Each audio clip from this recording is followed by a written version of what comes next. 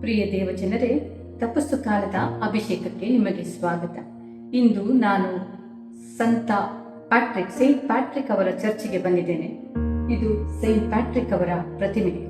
ಇಲ್ಲಿ ನಾನು ನಿಂತು ಸಂತ ಪ್ಯಾಟ್ರಿಕ್ ಅವರ ಜೀವನದ ಬಗ್ಗೆ ಒಂದೆರಡು ಮಾತುಗಳನ್ನು ಹೇಳಲು ಬಯಸುತ್ತೇನೆ.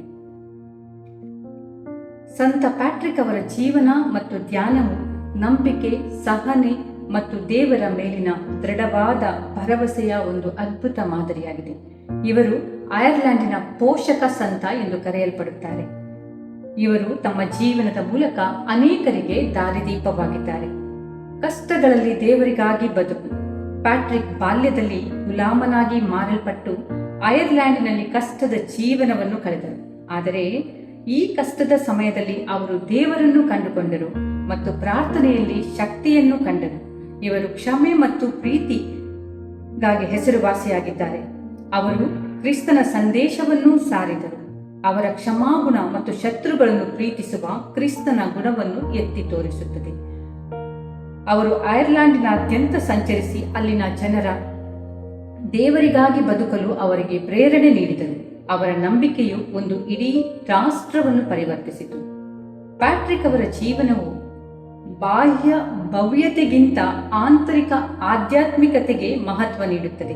ಅವರ ಧ್ಯಾನವು ನಮಗೆ ನಮ್ಮ ಹೃದಯವನ್ನು ಶುದ್ಧವಾಗಿಟ್ಟುಕೊಳ್ಳಲು ಕಲಿಸುತ್ತದೆ. ಸೈಂಟ್ ಪ್ಯಾಟ್ರಿಕ್ ಅವರ ಪ್ರಸಿದ್ಧ ಬೆನ್ನೆಲುಬಿನ ಪ್ರಾರ್ಥನೆ ದೇವರಿಗಾಗಿ ನಮ್ಮ ಅಸ್ತಿತ್ವವನ್ನು ಸಮರ್ಪಿಸುವ ಭಕ್ತಿಯ ಸಂಕೇತವಾಗಿದೆ. ಅವರ ಪ್ರಾರ್ಥನೆಯು ನಮಗೆ ಪ್ರತಿಯೊಂದು ಮನೋಸ್ಥಿತಿಯಲ್ಲಿಯೂ ಪ್ರತಿಯೊಂದು ಪರಿಸ್ಥಿತಿಯಲ್ಲಿಯೂ ದೇವರಿಗಾಗಿ ಬದುಕಲು ಧೈರ್ಯವನ್ನು ನೀಡುತ್ತದೆ. ಅವರಿಂದ ನಾವು ಕಲಿಯಬೇಕಾದುದು ದೃಢವಾದ ನಂಬಿಕೆ, ಕ್ಷಮಾಗುಣ, ಸೇವೆಯ ಮನೋಭಾವ. ಅವರು ಹೇಳುತ್ತಾರೆ, ಇತರರ ಸೇವೆಯಲ್ಲಿ ದೇವರಿಗಾಗಿ ಬದುಕಿ. ಸಂತ ಪ್ಯಾಟ್ರಿಕ್ ಅವರ ಜೀವನವು ನಮಗೆ ಧೈರ್ಯ, ಪ್ರೀತಿ ಮತ್ತು ಭಕ್ತಿಯಿಂದ ದೇವರಿಗಾಗಿ ಬದುಕಲು ಪ್ರೇರಣೆ ನೀಡುತ್ತದೆ. ಹೌದು ಪ್ರಿಯರೇ, ನಾವು ಕೂಡ ಸೈಂಟ್ ಪ್ಯಾಟ್ರಿಕ್ ಅವರ ತರಹ ಕ್ಷಮಾಗುಣವನ್ನು, ಸೇವೆಯ ಮನೋಭಾವವನ್ನು ಬೆಳೆಸಿಕೊಳ್ಳೋಣ.